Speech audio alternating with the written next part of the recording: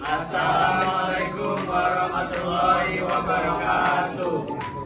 Kami dari kelompok 7 akan menampilkan hasil kerja kami, yaitu materi tentang negara maju dan negara berkembang yang akan kami bahas di sektor ekonomi, yaitu di antara negara majunya adalah negara Cina dan negara berkembangnya adalah negara Thailand.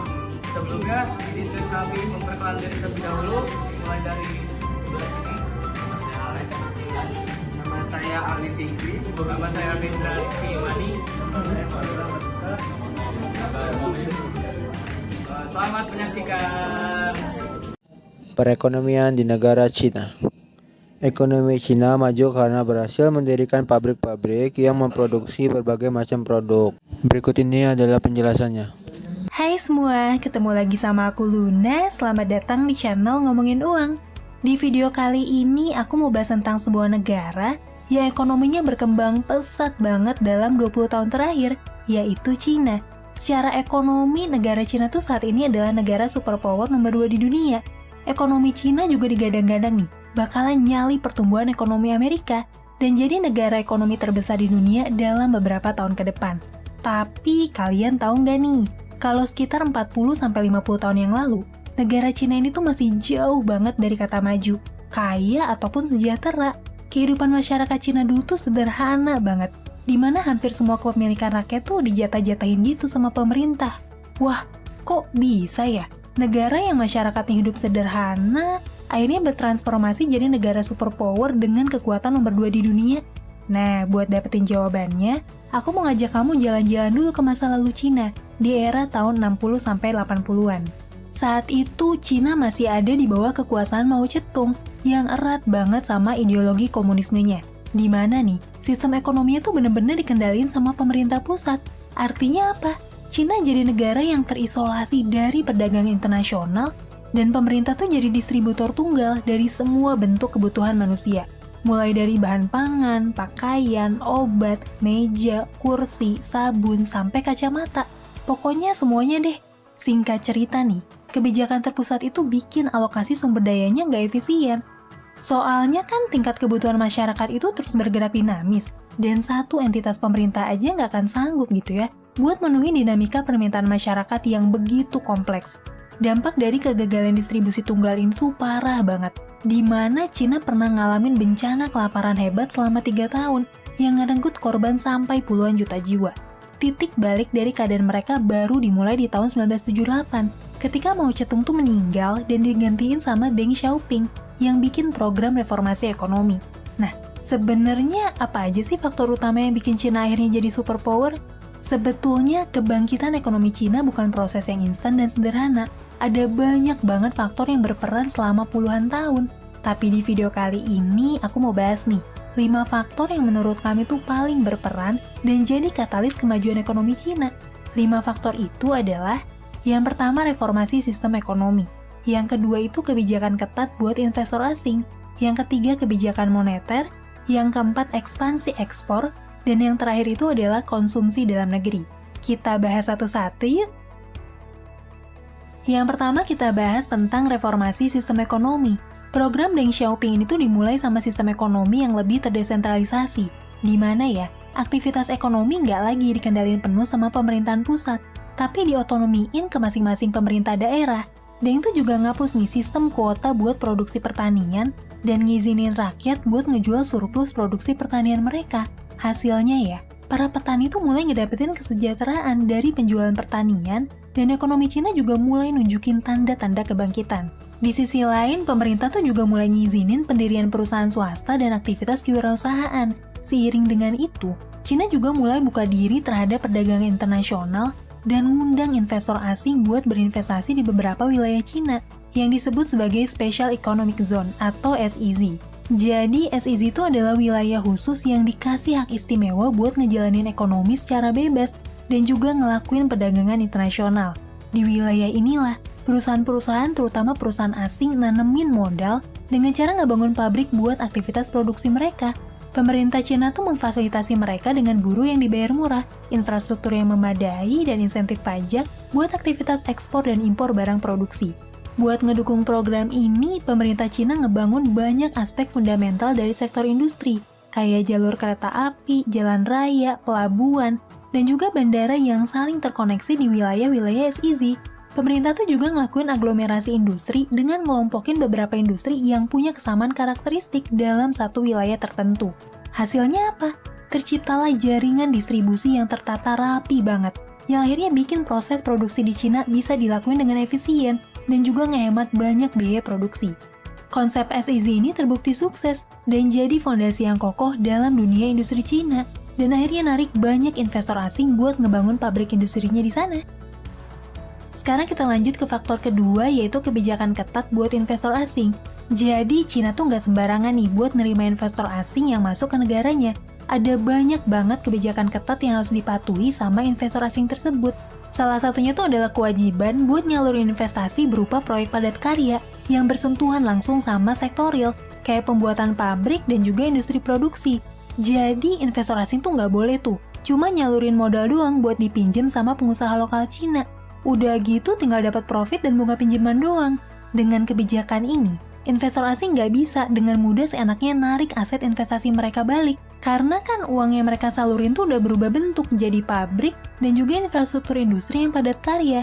Selain itu, pemerintah Cina juga ngewajibin aktivitas usaha mereka dilaksanain dengan sistem joint venture atau kerjasama dengan perusahaan lokal, di mana perusahaan lokal itu berhak nih buat mimpin proyek, sekaligus dapetin transfer ilmu dan juga teknologi buat dipelajarin.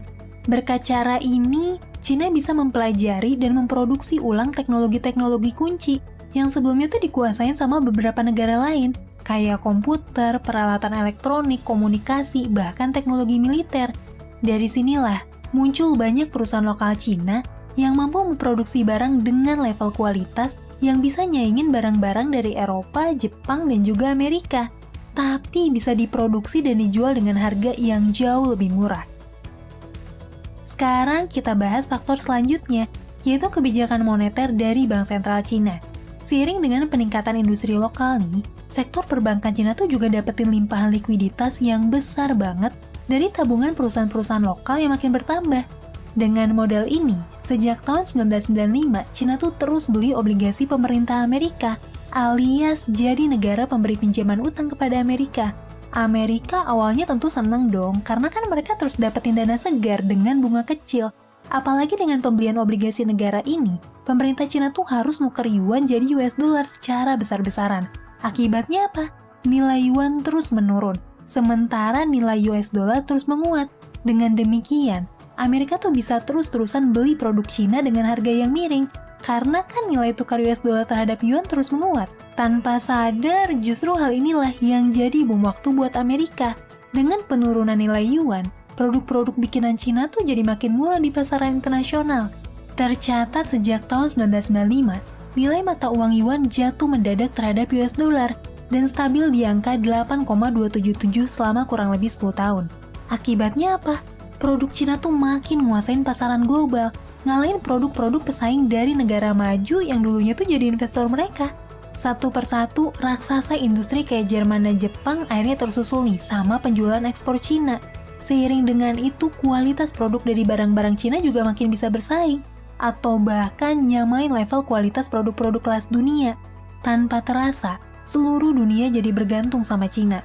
Tanpa terasa, industri ekspor seluruh dunia nggak bisa lagi nyaingin barang-barang Cina yang makin bagus tapi harganya bersahabat. Dan tanpa terasa juga, saat ini utang obligasi pemerintah Amerika terhadap Cina tuh udah lebih dari 1 triliun US dollar. Kita lanjut ke faktor keempat, yaitu ekspansi ekspor. Dengan kebijakan moneter yang bikin produk Cina jadi murah banget di pasar internasional, tentunya Cina manfaatin itu buat bisa maksimalin penjualan ekspor ke luar negeri sebesar-besarnya. Cina yang kini udah punya ekosistem manufaktur yang kokoh banget dan rantai pasokan yang efisien karena bahan baku produksinya tersedia dari pemasok lokal yang harganya murah. Tentu aja, akhirnya Cina sanggup ngelahirin produk-produk dengan kualitas yang bagus, kuantitas banyak, dan juga harga yang ramah di kantong. Hal itu makin didukung sama kebijakan pajak ekspor yang rendah banget. Pemerintah Cina tuh sampai ngapus semua pajak berganda. Bahkan PPN aja tuh dibikin 0% buat semua produk yang bakalan dijual ekspor keluar Cina. Gak cuma kebijakan pajak aja yang ramah terhadap pengusaha.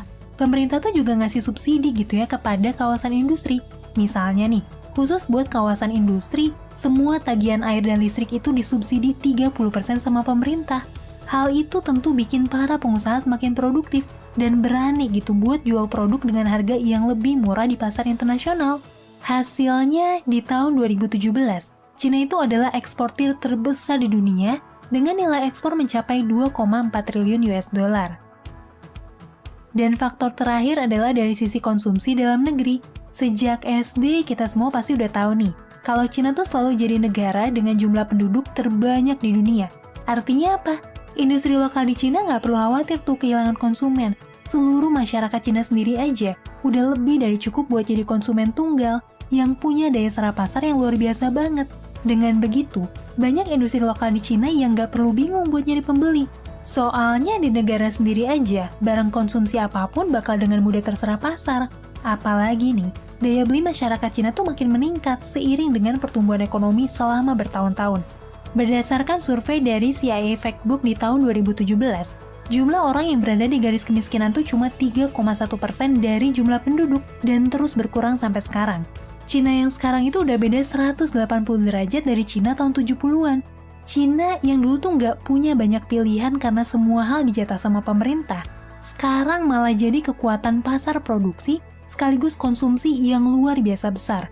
Bahkan saat ini, Cina bukan lagi Cina di tahun 80-90-an yang cuma bisa ngekor dan niru teknologi negara-negara maju. Saat ini, Cina udah bisa ngembangin teknologinya sendiri dan terus dapat perhatian dunia. Kayak teknologi 5G, stasiun luar angkasa, matahari buatan, AI, dan masih banyak lagi. Nah, sebenarnya masih ada faktor lain yang ngedukung bangkitnya ekonomi Cina, kayak strategi dumping, upah pekerja yang murah, kontroversi tentang lingkungan, dan masih banyak lagi. Tapi semua itu nggak mungkin nih bisa aku bahas dalam satu video, karena sejarah perkembangan ekonomi satu negara itu topik yang kompleks banget. Jadi harap maklum, kalau di video ini masih banyak hal menarik yang belum aku bahas. Kalau kalian ngerasa ada hal penting yang aku lewatin atau kalian punya pendapat lain, jangan ragu buat ngeramein kolom komentar ya. Sekarang coba dong kamu kasih ide, kira-kira gimana ya sebaiknya respon Indonesia buat bisa ngeredam dominasi produk murah dari Cina yang terus ngebanjirin banyak marketplace di Indonesia. Kita diskusi di kolom komentar yuk. Sampai ketemu lagi di video selanjutnya. Tetap di channel Ngomongin Uang, karena ngomongin uang gak ada habisnya.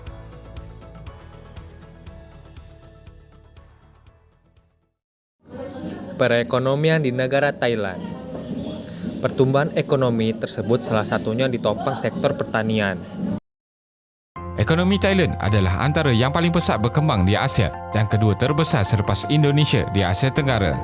Sejak 4 dekad yang lalu, Thailand telah berjaya menaikkan taraf sosial dan ekonomi dari negara berpendapatan rendah kepada berpendapatan tinggi.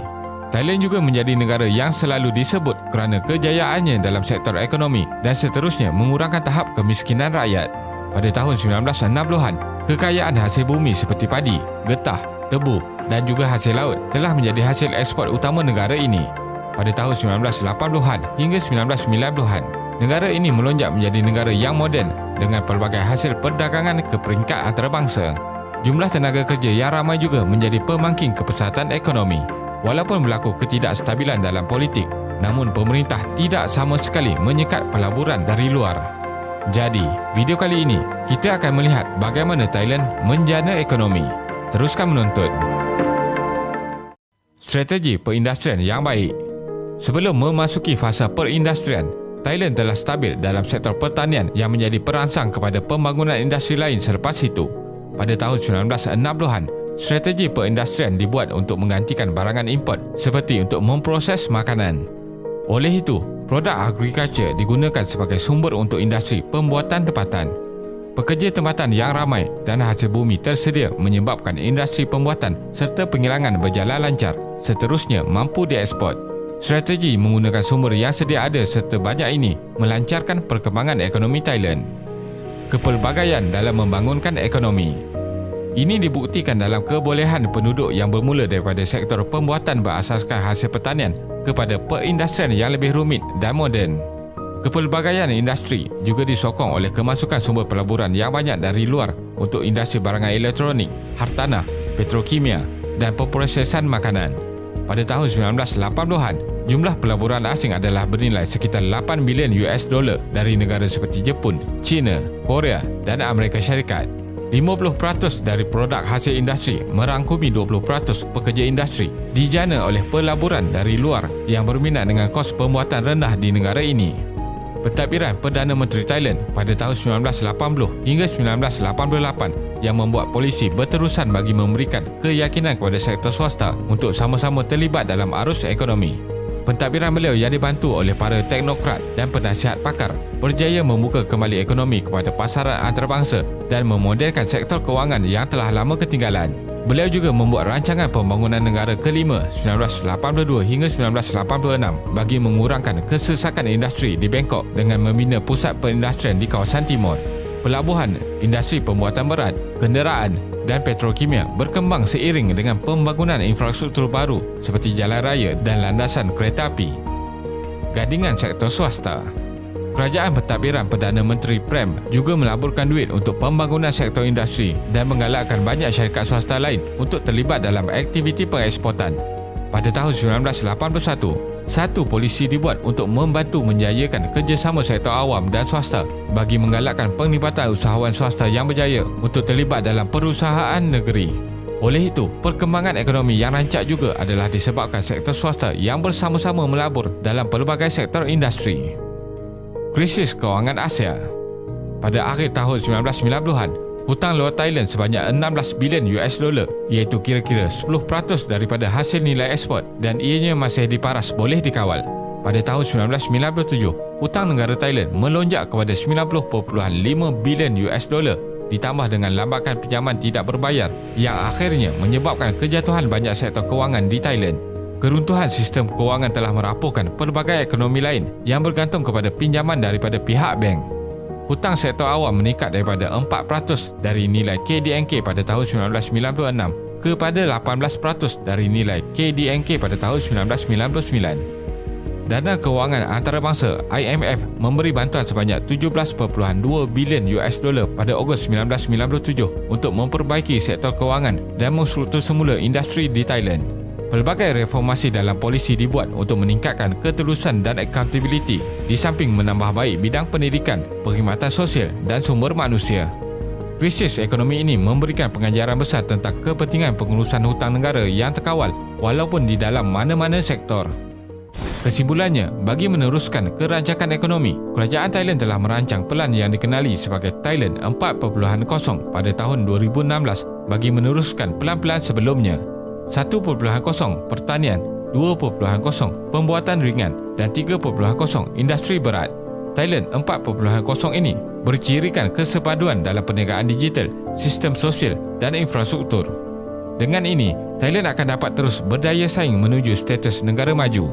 Kejayaan ekonomi ini bergantung kepada usaha bersama sektor awam dan swasta di samping usaha berterusan menarik pelabur dari dalam dan luar negara.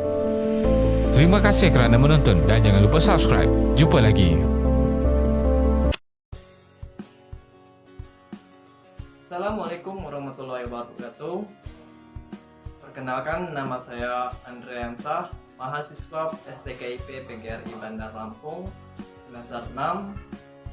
Oke, pada kesempatan hari ini saya akan mempresentasikan tentang materi perekonomian negara Thailand. Sebelum masuk pembahasan, kita masuk ke profil negara. Negara Thailand atau yang biasa kita kenal dengan sebutan Gajah Putih adalah sebuah negara monarki konstitusional dengan kepala negara dipimpin oleh raja dan kepala pemerintahan dipimpin oleh Perdana Menteri, dengan Bangkok sebagai ibu kotanya. Luas wilayah negara Thailand sekitar 513.120 km persegi dengan kepadatan penduduk sekitar 68.615.850 juta jiwa.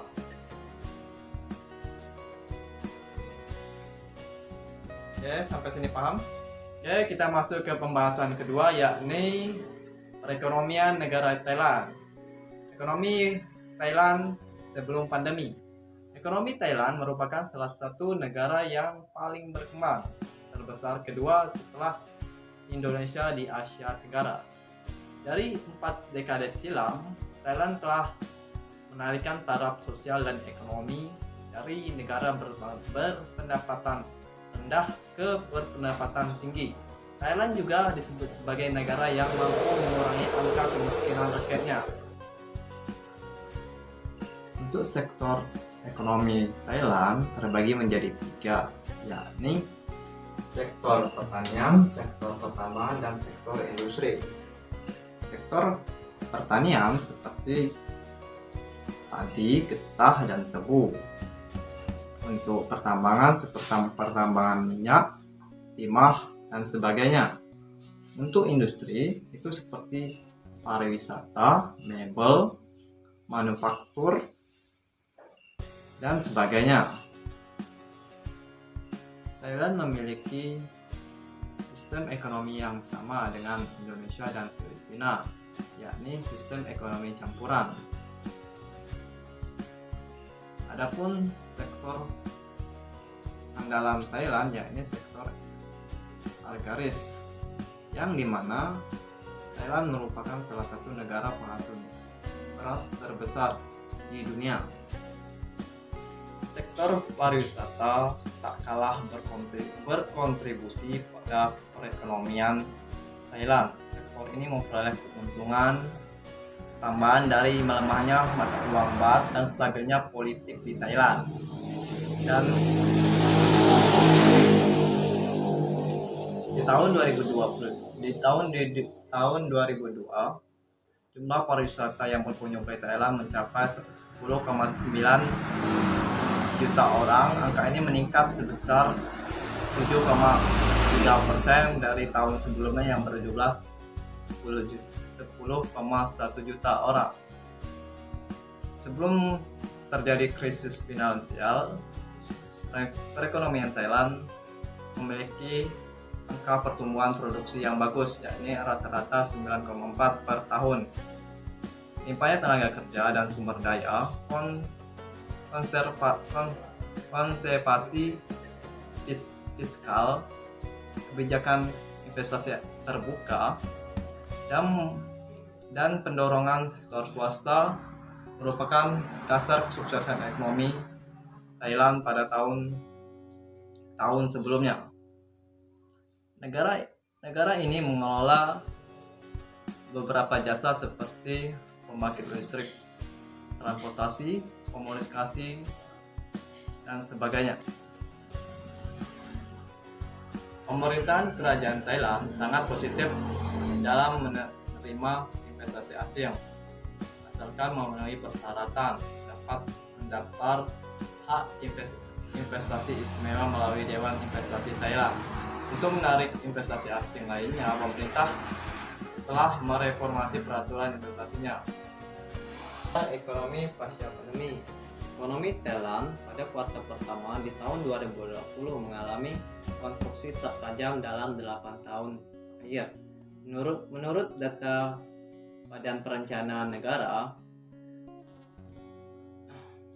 kuartal pertama ini hanya konstruksi 1,8%, lebih rendah dibanding tahun lalu atau tahun sebelumnya. Secara kuartalan pun ekonomi Gajah Putih ini susut ke angka 2,2%, masih lebih rendah ketimbang survei Reuters di angka 4,5%. Konstruksi ini terjadi setelah masa pandemi corona yang menghantam sektor pariwisata dan aktivitas domestik bruto. Pandemi virus corona ini membuat pemerintah Thailand memangkas proyeksi PDB 2020 menjadi 5,0% dan 6,0% dari angka pertumbuhan 1,5% dan 2,5% pada bulan Februari lalu 2020. Hal ini bisa terjadi dikarenakan pemerintahan Thailand telah memangkas proyeksi ekspor dan jumlah wisata asing, padahal kedua sektor ini merupakan faktor utama bagi pertumbuhan ekonomi di Thailand. Menurut Sekretaris NESDC, memprediksi ekonomi Thailand diprediksi belum bisa bangkit dalam waktu dekat. Bahkan pada kuartal kedua pun diprediksi perekonomian Thailand akan semakin terpuruk. Selanjutnya yakni kesimpulan. Ekonomi Thailand memiliki sistem ekonomi yang sama seperti di Indonesia dan Filipina, yakni sistem ekonomi campuran. Ada 3 sektor utama yang dikelola oleh negara Thailand. Yang pertama ada sektor pertanian, sektor pertambangan, serta sektor industri. Thailand dikenal sebagai negara penghasil beras atau lumbung padi terbesar di dunia yang menjadi komoditi ekspor negara ini. Negara Thailand termasuk negara berkembang terbesar kedua setelah Indonesia di Asia Tenggara. Di kuartal kedua ini diperkirakan ekonomi Thailand belum akan bangkit dalam waktu dekat. Oke, sekian presentasi dari saya. Saya akhiri. Wassalamualaikum warahmatullahi wabarakatuh.